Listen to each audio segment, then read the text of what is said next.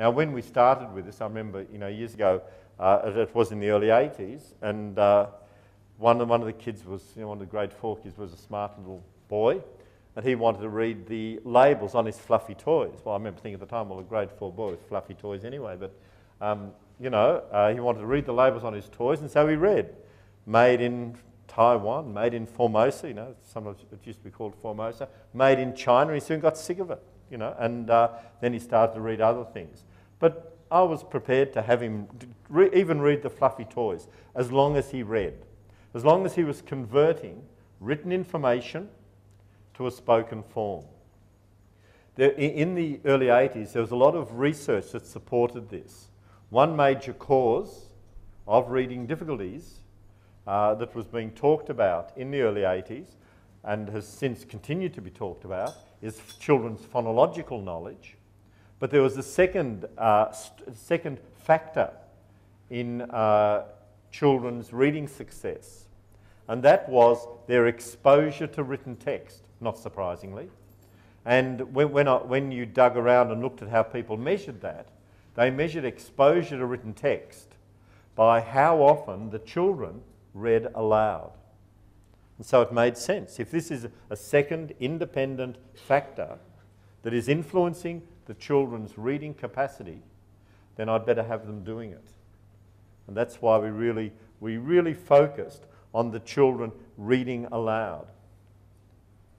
Now, if I were teaching a Year 12 chemistry class now, I would be having my chemistry students read aloud from their chemistry textbook for 5 or 10 minutes each night.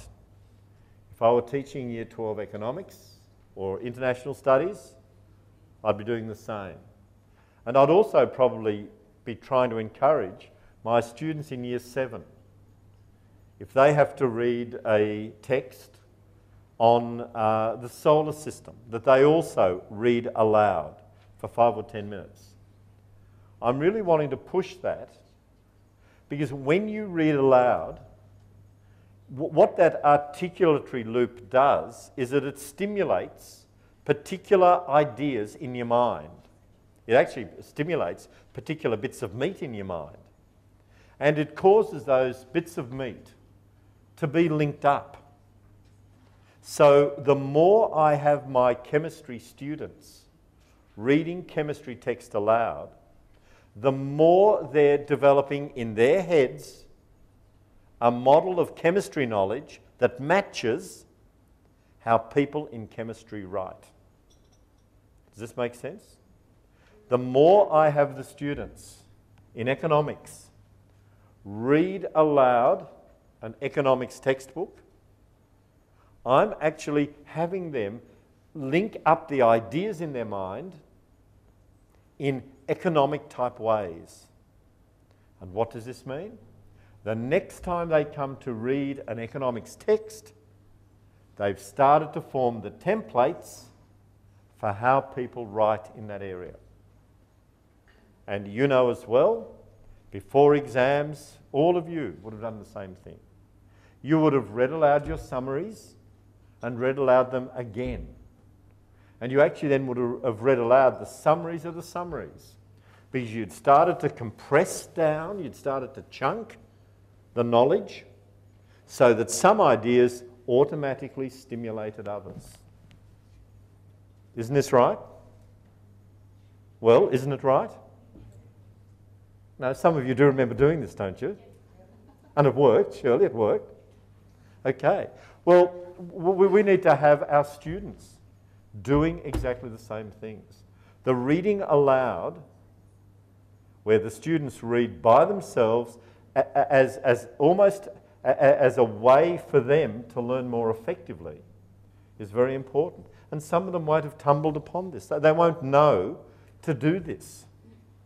And they're not going to learn it at the local footy field or at the local bar. They're going to learn it only from us. And so we need to put them in that position.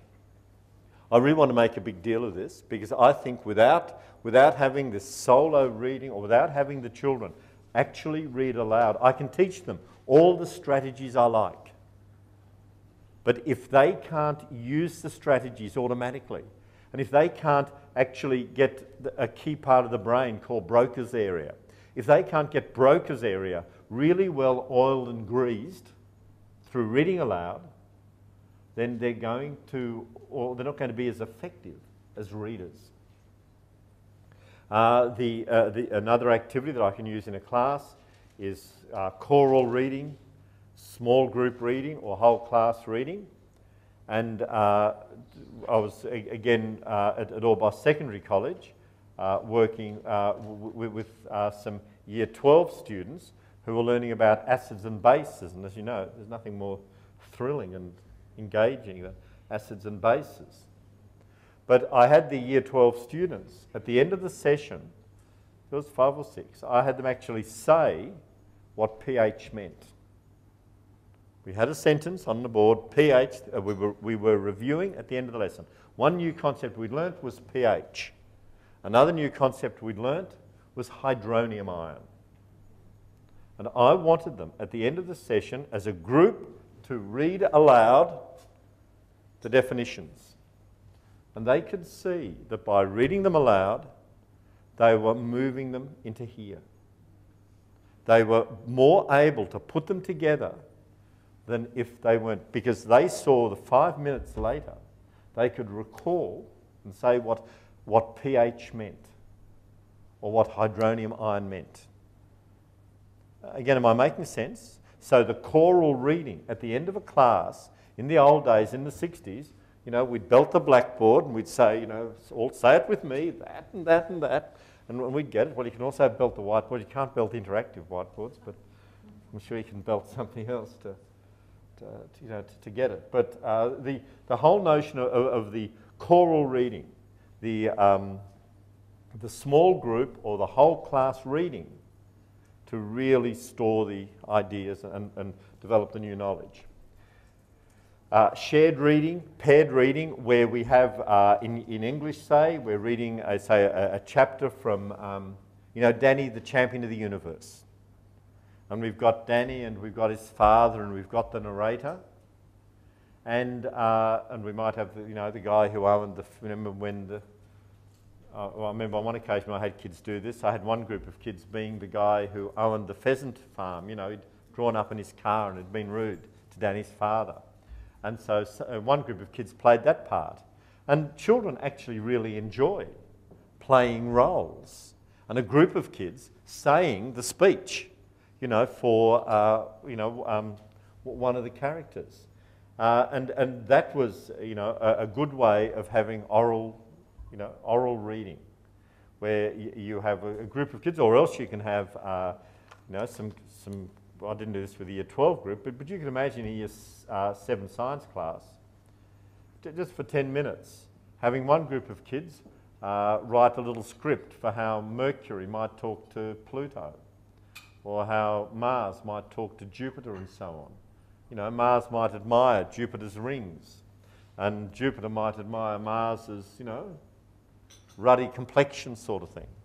You know, and just develop little scripts that the kids can act out.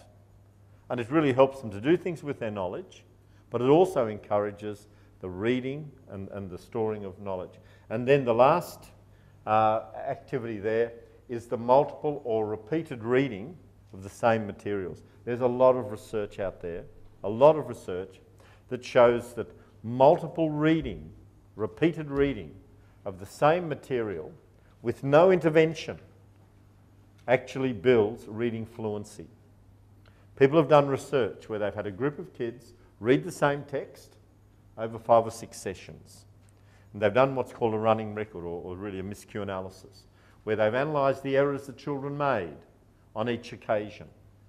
And over the 6 sessions, the children have still made errors, but the errors they were making on the 4th or 5th session were quite different. They were much more meaningful, much more fitting in with the text than the errors made on the first occasion.